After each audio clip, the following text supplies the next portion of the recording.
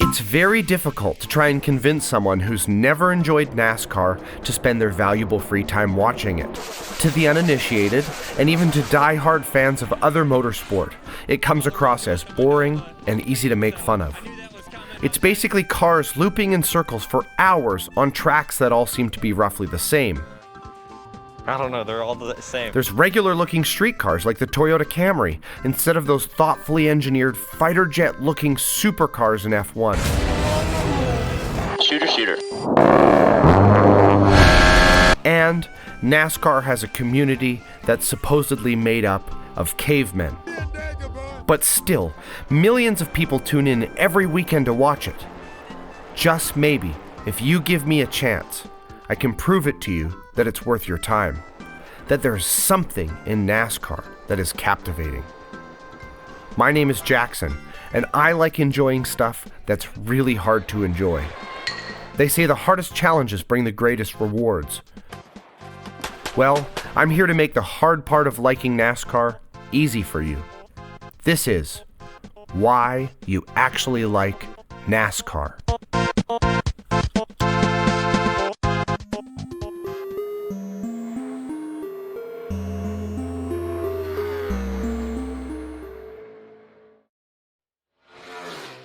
This is it, in its most simple form. A lone stock car circling an oval track in a seemingly effortless way. It's kind of boring, and there's not much to see at first glance. But even here, before we've added a single competitor, so much is going on. Though it does not look like it, these cars and their drivers are being pushed to their absolute limit right now. They aren't racing here, but qualifying. Qualifying happens before the race, where drivers compete to see who can set the best lap times. Those times set the order for the starting grid on race day. In NASCAR, drivers qualify without any other car on track. One driver sent one at a time to push as hard as they can for just a single lap. But what does it mean to push a car as hard as one can? Oh no, pow! Oh no.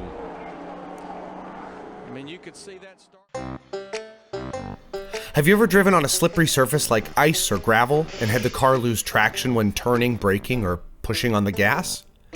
We want to avoid this, right? But how do we do it? You, of course, already know the answer intuitively.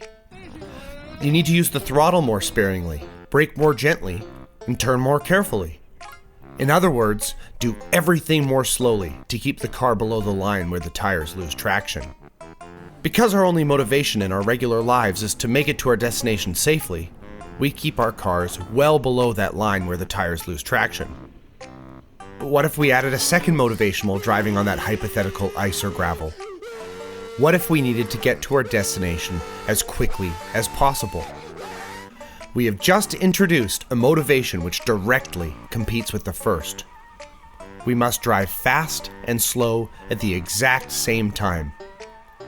You drive too hard, and this happens. You drive too gently, and of course.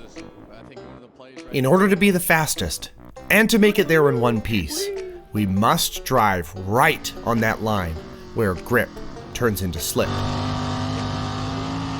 Now I hear you saying, NASCAR doesn't race on slippery surfaces like ice. Mission failed. We'll get them next time. Well, I'm here to tell you that slippery is completely relative.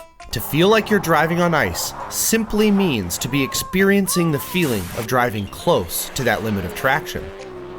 The difference between ice and pavement? Merely where that limit of traction exists. The drivers feel just the same as you do driving on ice, right on that edge of traction. They're just doing it at a couple 100 kilometers per hour. Listen to this perspective on it.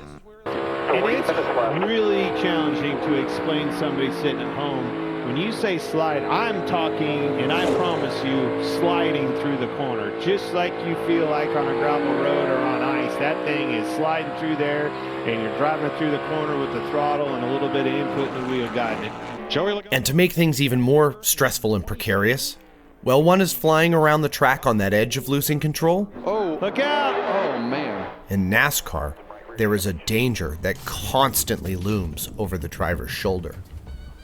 A predator with its arms wrapped around the track, waiting to consume a car at its driver's slightest misstep. It's called the wall. It's up to these drivers to command that car right to where the line of traction ends, fearless of the race-ending destruction and potential serious injury that stares them right in the face around every bend. This is what it's like to push a race car.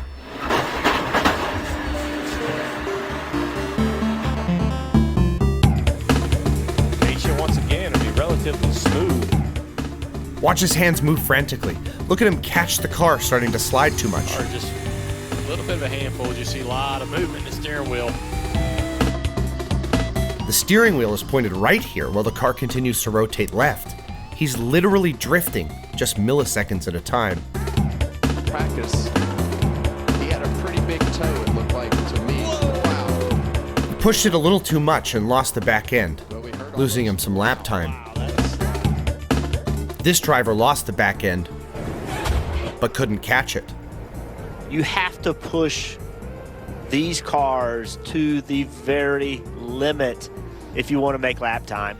These guys are living on the edge every second they're on track. They have to be successful. And this is just qualifying. They have to be ready to live on that edge for over 3 hours straight come race day, with a few dozen other cars ready to stand in their way.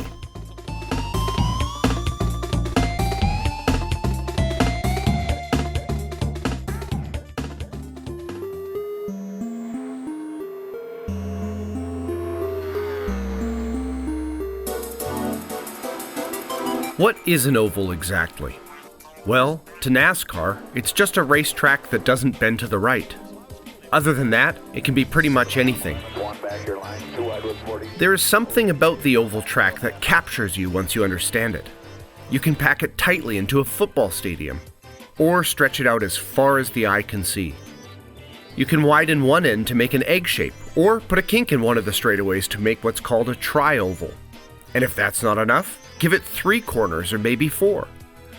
There is something beautiful about resisting against the strict parameters of what defines an oval by bending, pulling, and sculpting that simple and unremarkable shape. And with the simplicity of ovals comes lovable familiarity with each track's few turns. Texas has a bump here that kills cars. That's where it starts. Dust fly out of the car. Bristol has uncharacteristically high banks for such a short track. It's just nuts how much banking there is on a half-mile racetrack. This is Talladega, man. This is Bristol. Phoenix has this dog leg, and NASCAR has no track limit rules. Tough in these cars, but you're going to see some guys shoot to the bottom right here that are trying to gain track position, and others try to take care of their car and keep it up on the racetrack. Talladega is basically racing on a wall. The uninformed get this wrong. NASCAR oval tracks have wildly different characteristics from one another. In fact, the differences in characteristics became so wide that over the years, 3 definable subcategories of oval track were born, all producing their own unique style of racing.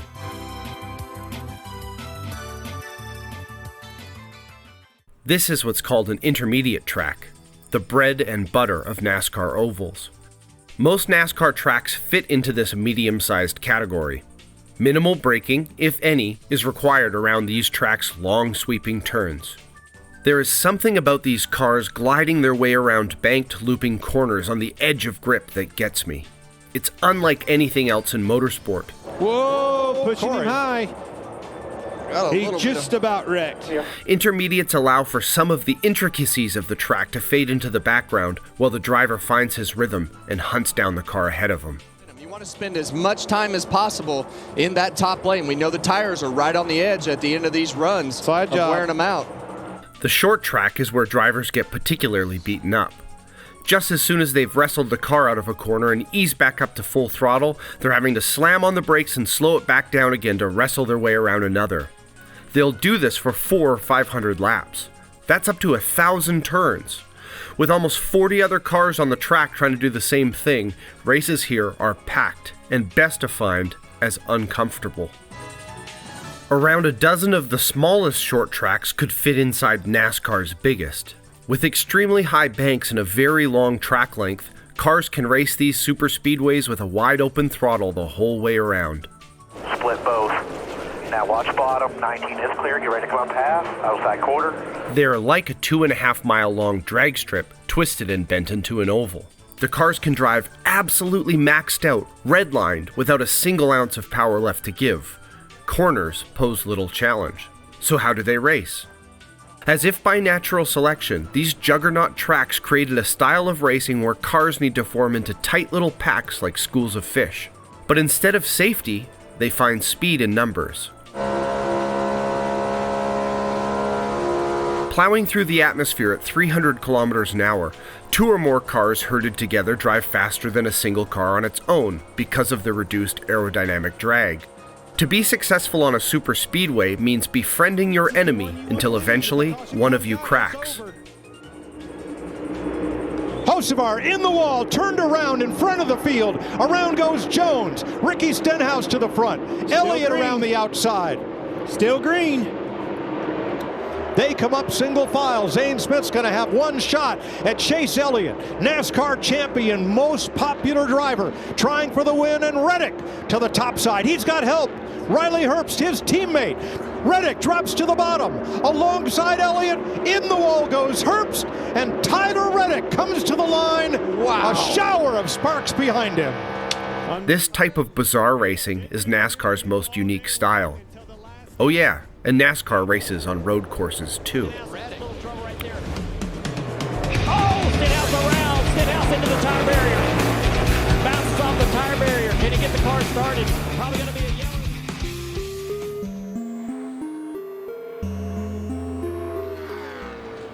Everything's great. Looking forward to getting back to the racetrack and getting into my race car. Are you okay with Joey moving forward? Everything's great. Really looking forward to getting into my race car and getting back here at Phoenix. Speaking of that, are you glad that this is over and now you can get in the car where you're comfortable and get back to racing? Everything's great. NASCAR drivers get angry. Imagine you've been driving in circles for 3 hours straight. Tightly strapped inside of a metal cage, drowning in an unbearable heat and unbreathable carbon monoxide. Trying to survive that tightrope walk between speed and destruction. Sweat. Exhaustion. Torment. You're on lap 423 of 500. You've precariously accelerated, braked, and turned left 846 times. That is the first. Racing in general, of course, is a gentleman's sport. Charles Leclerc. Racing is dangerous and chaotic. And here comes Goldie. He's putting a move on. He's down the inside. He's giving him a hit. Because of that, motorsports have an established etiquette and officiating bodies with strict rules in place to maintain driver safety and provide fair competition. Is going to be frowned upon almost certainly by race control. Fines and penalties are a common sight in motorsport. But despite etiquette and officiating, in some cultures, delivering a message is well worth whatever the cost is to send it. Oh, good shot. And Cassian's mad, and here we go. Now there's going to be penalties in the game. They've been going at each other on. Maybe go to the outside. Go.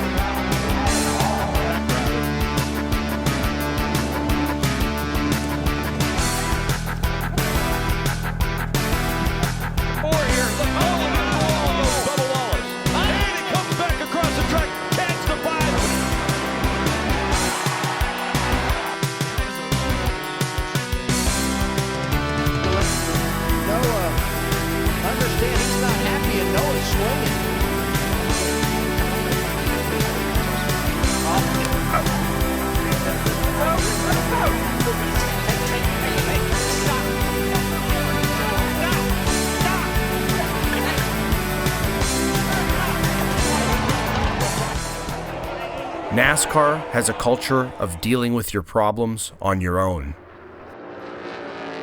A.J. Allmendinger, 3/4 of a second back. The number 16 car, A.J. Allmendinger, smells blood in the water. He's charging hard in second place and can taste his prey in the distance. The car ahead of him, the number 1 car of Ross Chastain, is wounded, tires worn down. Those worn tires don't provide the traction necessary to outrun A.J. There's only this final lap left. AJ's got a minute and a half to sort this out. Continues. And he was running 5th. I was just fixing to say the rebound of Joe Gibbs. Here it comes. The last ditch effort dive bomb. Down this back straightaway to turn 12 and then down to 45 miles an hour right here. Much ground, AJ, on one of your gains right there. But Chastain didn't miss the apex. He's on him. Ross Chastain is 30 seconds from crossing the finish line, hoping to pick up his first ever Cup Series win. He won't open this one up though right here. Nope. To continue the hockey analogy from earlier, consider where you're about to see the rough equivalent of a late check into the boards. Dirty, but sometimes just the way she goes.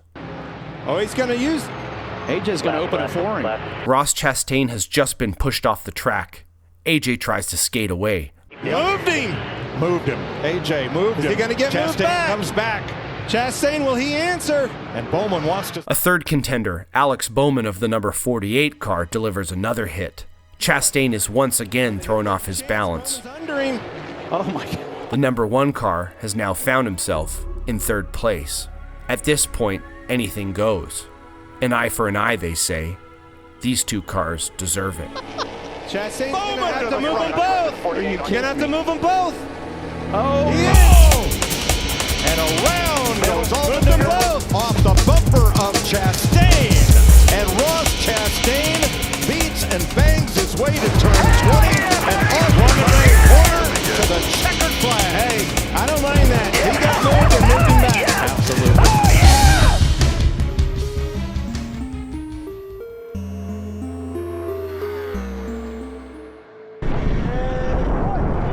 I personally love it when team sports have a broad range of specialties between the different positions. I've always found hyper-specialization so enthralling. From spotter to jackman, from tire specialist to driver, NASCAR has got to be among the most broad-ranging in sport.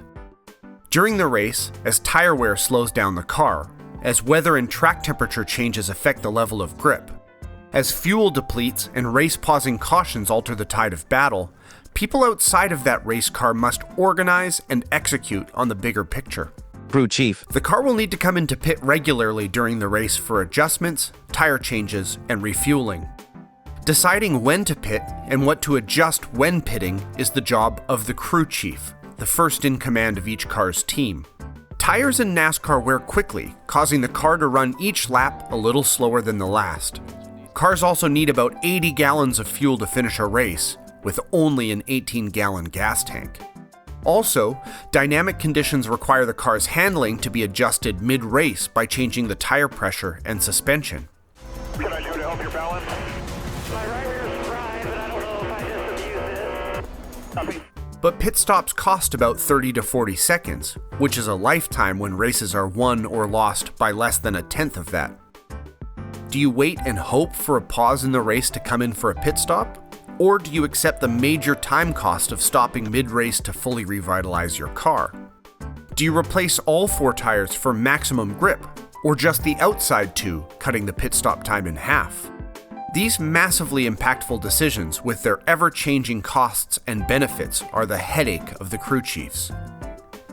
Pit crew. When it becomes time to pit, a team of athletes stand by ready to replenish and remedy the ton-and-a-half beast.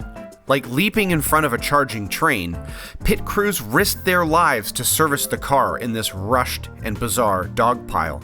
Woo! That's safe! I really appreciate the rule in NASCAR that limits what's called over-the-wall crew members.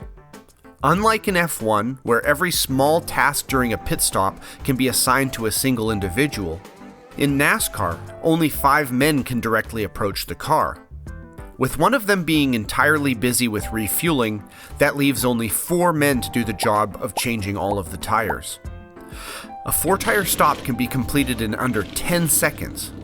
Though F1 pit stops are an interesting display of efficiency, NASCARs are undoubtedly more athletic and skillful. NASCAR pit stops are a beautiful dance of frantic choreography. Spotter. Communication between the different team members is key in NASCAR, and team radios are a constant buzz of chatter. But no information takes up more bandwidth on that radio than the spotters. You're going to be top at the 24. Watch your 20. Here comes your run. Cover the checker. Up, up, up, up, up, up. Down and down, down and down, all the way down, all the way down. Inside, inside, inside. Keep coming, keep coming, keep coming. Keep coming, 3 top, keep coming. Check it this time. You are clear there or not? The spotter, other than not having his hands physically on the steering wheel, is sometimes practically driving the car himself. 3 top, big push coming to you.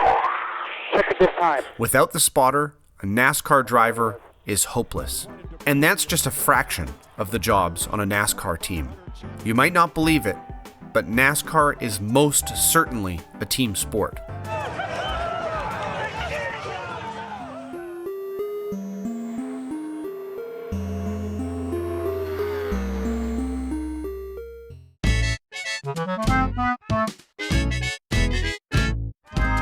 The helmet-covered facelessness that plagues all versions of motorsport makes it difficult to connect with race car drivers initially. But taking some time to learn about them is imperative to enjoying a NASCAR race fully. Expect some growing pains, but here's something to get you familiar with a few of them. Hey,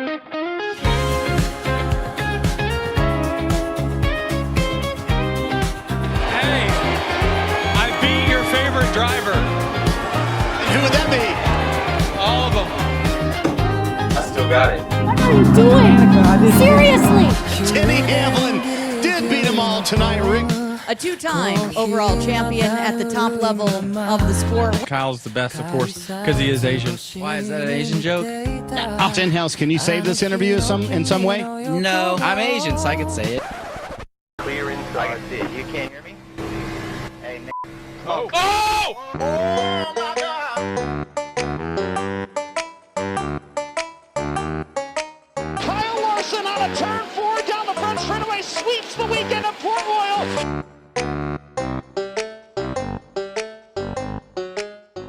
Kyle Larson across the line. He will win in Phoenix and is your 2021 NASCAR Cup Series champion. Have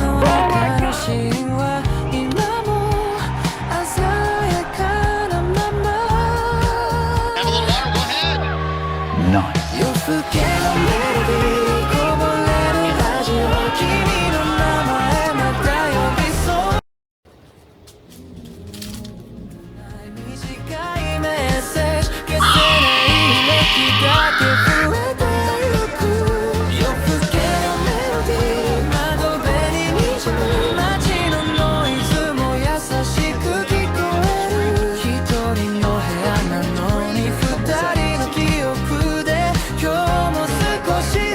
Yeah, I love this place. Give me a moment. Let me kick this thing.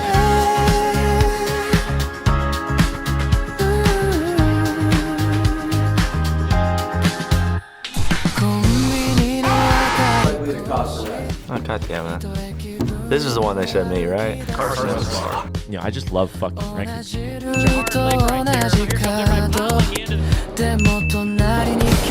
Oh, Hosabar.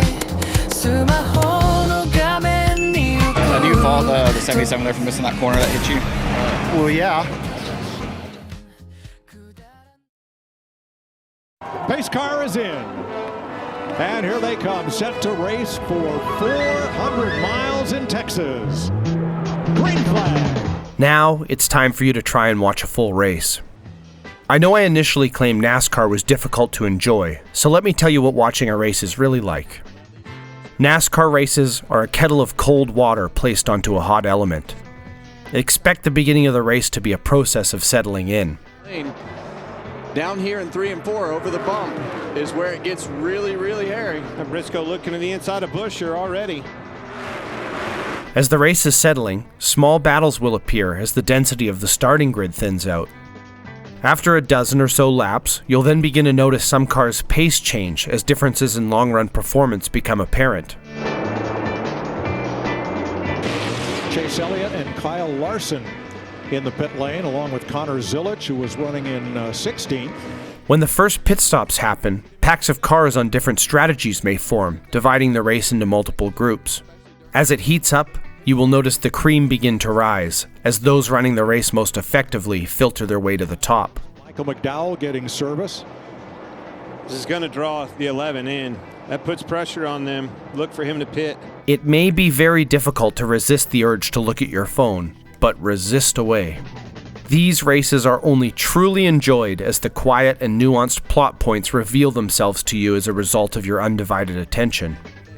Watch as the cars ever so faintly slide, wiggle, and glide around each other. Listen carefully to the experienced announcer's useful observations.